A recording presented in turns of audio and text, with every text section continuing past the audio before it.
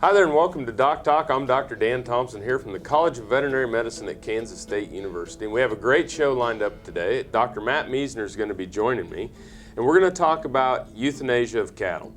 And this is a sensitive subject, but it's one that is prudent for us to discuss here within the industry, so stay tuned and enjoy the show.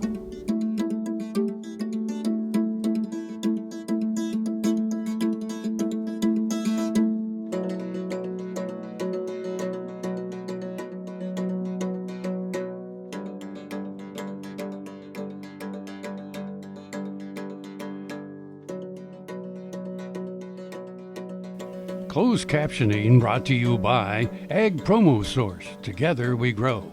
Learn more at agpromosource.com. This segment brought to you by Kansas Regenerative Medicine. Your stem cells, your health, your life. Hi there and welcome to DocTalk. I'm Dr. Dan Thomson here from the College of Veterinary Medicine at Kansas State University, and I'm joined once again by Dr. Matt Miesner, who is a boarded internal medicine specialist for beef cattle and dairy cattle, and is associate clinical professor here in our veterinary health center. And this is the third of a three-part series where we've talked about causes for downed animals, treatment and care of downed animals, and now we're going to get that point, as we talked in the last episode, of we've set our goals and there's a potential we don't meet those goals. And what do we do? And that's when we have humane euthanasia. Right. You know, it's a real situation. That's why we try to make those kind of goals before we start.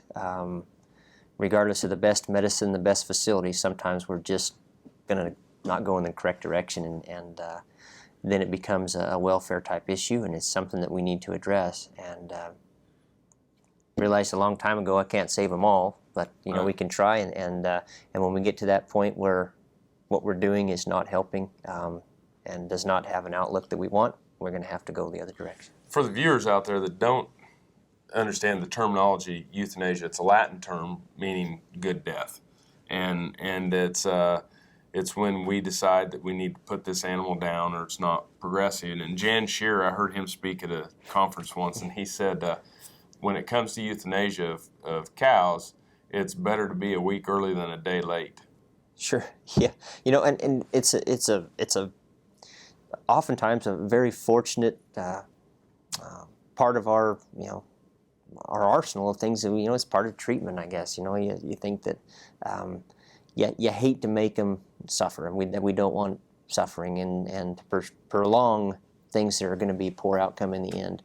It's just the wrong way to go. Yeah, and we in veterinary medicine took an oath for the relief of suffering of animals, and I think farmers and producers, they may not take that oath directly like we do at graduation day, but we all have a responsibility to these animals to treat them with humanely, with dignity, and relieve the suffering when we can. Right, yeah, and that's part of it.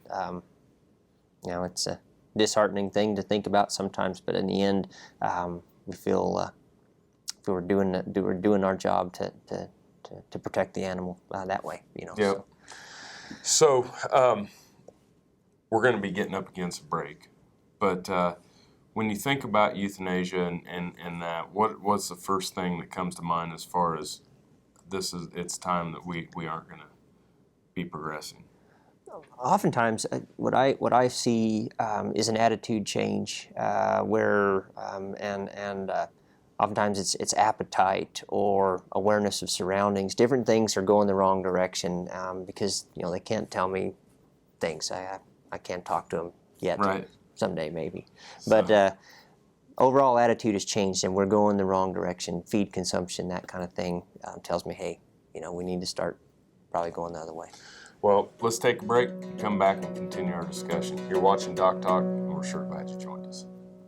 I think it really extends your home out to the outdoors, and Mark always had kind of a vision of what he wanted to do with the yard, and so he envisioned this kind of outdoor area, the waterfall and things, but when Blueville came in, they had some really good ideas of how to place it and how to do different things that really enhance the project. So, yeah, over the years we've grown to really enjoy our outdoor living space and developed a great working relationship with Blueville. It's rodeo time in Sabetha. Come to the 61st Annual Northeast Kansas Rodeo on July 16th and 17th. Steer wrestling, calf roping, bull riding, and more. It's an exciting event for your whole family. The Sabetha Rodeo. Don't you dare miss it. Buying a car shouldn't be this hard. And at Brown Chevrolet Buick in Wamego, it isn't. It's actually awesome. Whether you want a new or used car or truck, Toby's team can make the deal. Even if you want to custom order a new car or truck, Toby's team can make the deal. See Toby's team at Brown Chevrolet Buick in Wamego. We're awesome. To see this show and past episodes of Ag AM in Kansas, go online to agaminkansas.com. DocTalk, brought to you by Santa Fe Trail Meats in Overbrook, or visit us online at sftmeats.com. Welcome back to DocTalk. Dr. Dan Thomson here with Dr. Matt Miesner, and we're from the College of Veterinary Medicine here at Kansas State University, and we're talking about euthanasia of cattle. And when we went to break, we were talking about, there's a change in attitude. This animal is giving up, and has decided it's time. So what are some of the other things as a veterinarian when you walk out there and you say, okay, this happened, we're going to euthanize the animal, or this happened, and we need to make the decision? Well, we talk about attitude and that kind of thing, but that still becomes somewhat of a subjective measure, and a difficult one to really make an ultimate decision on a lot of times. Other things would be, I'm sure you talked about, calving paralysis, okay? She's down, she's not able to get up, or she's a little bit wobbly. And then we know she's going to try, she slips and maybe her hip falls out. Okay, so we've now added a severe injury on top of the potentially treated one. A milk fever cow, you're giving them calcium, yes, that responds, but again, they have some catastrophic injury after that. So if we have a severe injury on top of one problem, or the problems start becoming stacked, we stop, So the prognosis is poor, grave, and right. What about economics? Oh, sure. Yeah. That's a real thing. Not only just for profit of whatever purpose that cow has, but just realism for treatment. There's a lot of times I say, well, there's cost is no option, and it may not be, but oftentimes that just putting more finances into it is not still not in the good benefit of the cow. I think one thing that's really important for our industry is don't take these animals to the sale barn. Don't take these animals, these animals that are down, that can't get up, that are non-ambulatory, those animals, if you're not going to have the opportunity to treat them, or the wherewithal to treat them, or the economics to treat them, we need to euthanize them. Sure. Don't put them in a sale barn. Don't put them in a public place and display our failures. Relieve the suffering. Absolutely. Yeah, it's one of those trying to get the last little bit doesn't do anybody, the industry or the animal, any good. And so that's another thing. And especially the animal. The animal's the one that's going through the most. Right. And so we don't want to do that. Those animals can't be accepted into the food chain. Nope. So it's time to. It's time make a change. And some of the therapy just runs out. We can float cows in a big tank, and I use that as a prognosis as much as any. If I can't get her up in the tank and float, then that tells me this cow is in a world of problems, and that might be a cutoff as well. So part of your therapy runs out. We don't have the ability to do it, or the best therapy is not working. So attitude, prognosis, stacking of events, the economics of the situation, and just general understanding of this animal facilities and what's going on. Right. And we make the decision. Yeah, we come to it. Appreciate it. When we come back, we're going to discuss methods of humane euthanasia. You're watching DocTalk, and we're sure glad you joined us. The BQA Tip of the Day, sponsored by Beringer Engelheim Vetmedica, Inc.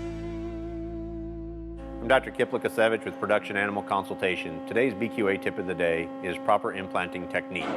It's a really important implant that we give these animals at arrival or delayed implanting, whichever it may be, is that we do a proper job of doing it.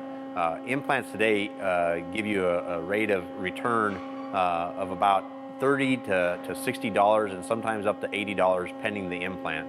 And so it's just really important that we get that implanting correctly.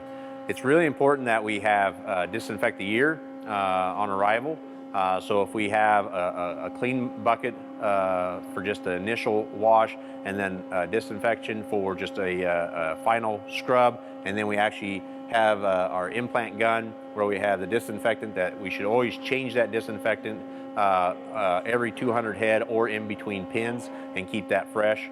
And then disinfect your needle each time in between each animal. If you skip off the ear, also disinfect.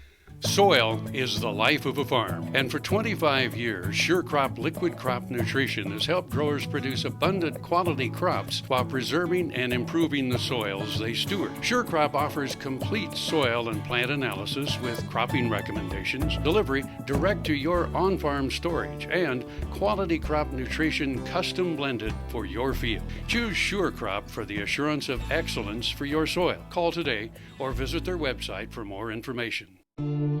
I will take action against herbicide-resistant weeds. I will know my weeds, and I will stop them before they go to seed. I will do whatever it takes to give my crops the upper hand, and I will use multiple herbicide sites of action because every action counts. I will take action, this time for all time. No matter where, no matter why, the Veterinary Health Center at Kansas State University is committed to providing quality patient care to animals and exceptional customer service to their owners. From routine checkups to emergency and specialty care, our world-renowned specialists and experienced professionals are here to discover, to teach, and to heal. Let us know. How can I help? How can we help? Here's another gardening tip with Annette Jackson from Jackson's Greenhouse. If you don't have a garden, you can still enjoy fresh vegetables by growing them in containers. Let Jackson's help you select the correct plants for your pots. Use Fertilome's Ultimate Potting Mix. Place pots in the sun and feed them weekly with Fertilome's water-soluble fertilizer. Water thoroughly when dry and watch your garden grow. There's still plenty of time to plant container vegetables. A complete selection of veggie plants is now on clearance sale. Let Jackson's show you how. Valley Vet Supply is devoted to providing information and professional quality products at reasonable prices. ValleyVet.com, ValleyVet.com, Valley Vet Supply.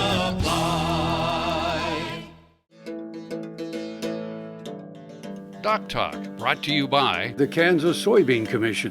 The Soybean Checkoff, progress powered by Kansas farmers. Welcome back to DocTalk. Dr. Dan Thomson here with Dr. Matt Miesner, and we are both faculty members here at the Kansas State University College of Veterinary Medicine. We're talking about euthanasia of cattle, and talked about now we've gotten to the point when to make the decision, to do it with dignity, to do it with, save dignity for the animal. What are the American Veterinary Medical Association and the American Association of Bovine Practitioners have euthanasia guidelines, but what are the main methods in which we can use? Well, we're still, whatever it is going to be, swift and hopefully immediate. Render that animal completely unconscious. Right. Yep. And the methods that we have available are, gunshot, captive bolt, and then the intravenous barbiturate overdoses, those kind of things that are legal and safe to do these with. Yeah, and I think it's almost equally important is that, gunshot, captive bolt, and overdose of barbiturates are the legal methods of euthanasia. Make sure no blunt force trauma, no sledgehammers, no, swinging objects. Blunt force trauma is hitting them in the head with something. We don't want to do that. Injection of illegal substances, no electrocution, no injection of air. Absolutely. Yeah, I mean, there's some horribly toxic chemicals that can be injected into an animal and, yes, eventually die. But the process to the ultimate end is not humane. Not humane. It's not only unsightly, it's not humane to that animal. Yep.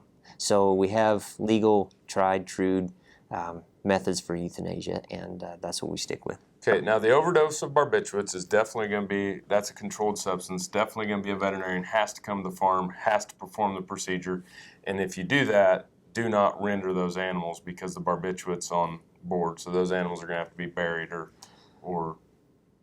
Yeah, there's some specific guidelines for that because the barbiturate's still active.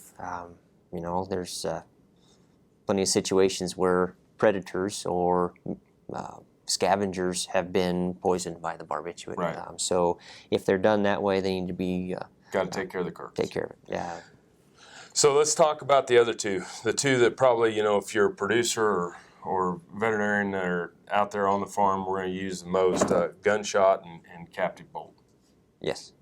Both of those, it's a direct penetration to the brain. And difference is with Gunshot, you can stay a little further away, a safe distance. Whereas it's a captive bolt, we have to be right up onto the end. Yep, and it's a penetrating captive bolt that comes out, penetrates the skull, goes into the brain, and renders the animal dead. Correct.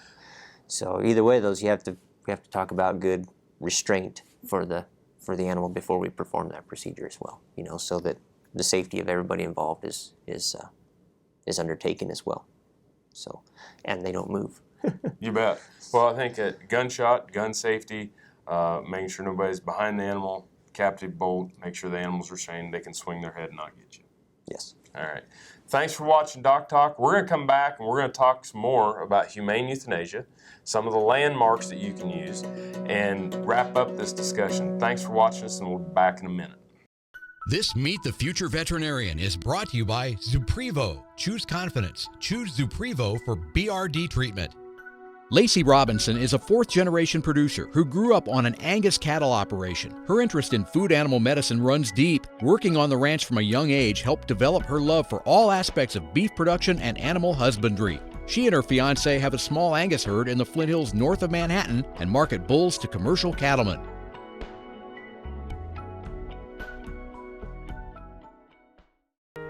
Hey, I'm Clark Victory. I grew up right here on this little ranch near Chelsea, Oklahoma. Roped and ranched all my life, and a few years ago I had an injury that created what they call a frozen shoulder in layman's terms. It got to the point that I couldn't reach, I couldn't sleep, I couldn't do anything. After speaking with the surgeon in Tulsa, he finally told me that he could make my shoulder better if he did surgery, but he absolutely couldn't fix it. I decided that, maybe I better listen to my friend John, and I called Kansas Regenerative Medical Center. I talked to Patrick Farley and was just excited about the whole aspect of going up there and having the opportunity to focus on getting better. The next morning at 8:30, went into the clinic, did the stem cell replacement. By 12:30, my wife and I had lunch and was driving back to Chelsea. I feel better.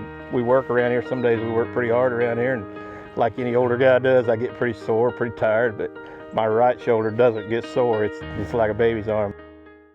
Healthy cows start with the new hired hand automatic livestock sprayer. Rancher invented to provide an efficient alternative to pour-on and injectable parasite management systems. The portable design allows cattle to treat themselves head to hoof. Strategic device placement with pass-through activation technology takes the stress out of parasite treatment for cattle and the rancher, leaving more time to tend to other vital tasks on the farm. To learn more, visit cowsprayer.com. The new hired hand makes healthy cows easy.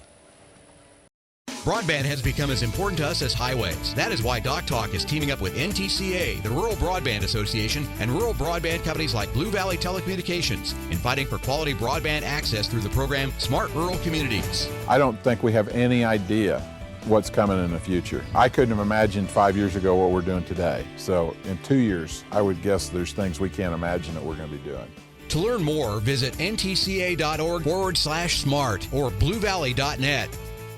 Ag Promo Source is a unique group of marketing specialists with one mission: help your ag business grow. Each affiliate has their own area of expertise, and they work together to bring you advice, products, and services. To get started, visit agpromosource.com. Ag Promo Source. Together we grow. Kansas Farm Bureau, the voice of agriculture, represents grassroots agriculture. The state's largest and most powerful farm organization stands up for its members through leadership development, agriculture education, legal defense, environmental advocacy, farm safety, and risk management. Members also enjoy money-saving benefits. To join our organization today or to learn more, go to www.kfb.org or find us on Facebook and Twitter. Kansas Farm Bureau, the voice of agriculture. To join today or for more information, go to kfb.org or find us on Facebook and Twitter. Welcome back to DocTalk. Dr. Dan Thomson here from the College of Veterinary Medicine with Dr. Matt Miesner, who is a boarded internal medicine specialist here in the Veterinary Health Center, and you're an associate clinical professor, and we're talking about euthanasia of cattle. And I think we'll just wrap up. Let's talk about gunshot and the use of gunshot as a humane method, which it is, an approved method for euthanasia of cattle. Two things I want to touch on as we wrap up today. What type of loads and ammunition do we use, guns, and then location? Sure. I mean, there's plenty of diagrams out there to show you, where exactly the brain lies. We use the X methods from the base of the ear to the inside of the eye there. And next thing is the angle that you're going to be going in, because that X needs to be pretty much directly on perpendicular to the skull. And so the next thing would be oftentimes the caliber of a bullet or a gunshot would be what we would use on the farm in a safe area, avoid any kind of ricochets. Yeah. You got to watch that. And that becomes the next thing would be to choose a type of caliber or type of bullet that's not going to ricochet or less likely to ricochet as well. And oftentimes things like hollow point bullets might fragment before they penetrate the skull. Okay, too light a loads could potentially ricochet off the skull if not placed correctly. But I think a 38 type caliber is a good solid point. A 22 solid is oftentimes enough on smaller animals. But those kind of things would be in the decision process. A very high caliber might not be something that would be safe. It could potentially take off. Well, we get through and through shots with the higher caliber as well, and it exits the skull. One of them that I used a lot that is quite effective is the 1 ounce slug in the shotgun. And pretty good knockdown power and stays intact and it's got a lot of force. Sure, and doesn't really go after that. So yes. But if you're going to use 22, make sure you don't use a hollow point. Right. And if you have animals that are older, they have more bone mass in that frontal sinus and in the skull, then we're going to be looking at maybe some higher caliber. But 22 still does a pretty good job. 22 is very effective, well-placed shot with an adequate projectile. Yes. You bet. That's. I think location is probably more important, and the thing that people, and you jump in here, but the thing that I see is that people will shoot too low. Mm-hmm. They don't understand that it's the medial canthus or inside that eye to the opposite pole, and where that X and from the diagram one can see where we need to be. Sure. And angles. I mean, oftentimes you can draw that, and then you kind of shoot too low, and you hit just a sinus, and all it is just sort of avoid is air space. And so, I kind of use the air a little on the high side. You bet. But yeah, safety, position, accurate shot placement. So perfect. Safety. Thanks for watching DocTalk today. Make sure you work with your local veterinarian on issues such as humane euthanasia. If you want to know more about what Dr. Miesner and I do here at Kansas State University, you can find us on the web at www.vet.ksu.edu. I'm Dr. Dan Thomson. You've been watching DocTalk. We're sure glad you joined us, and I'll see you down the road.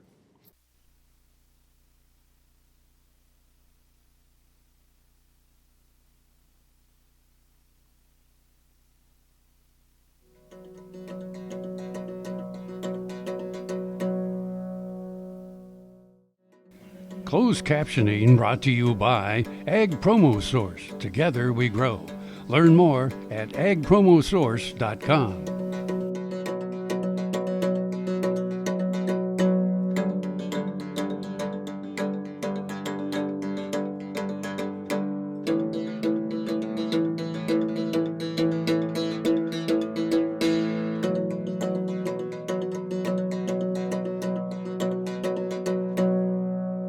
To see this show and past episodes of Ag AM in Kansas, go online to agaminkansas.com.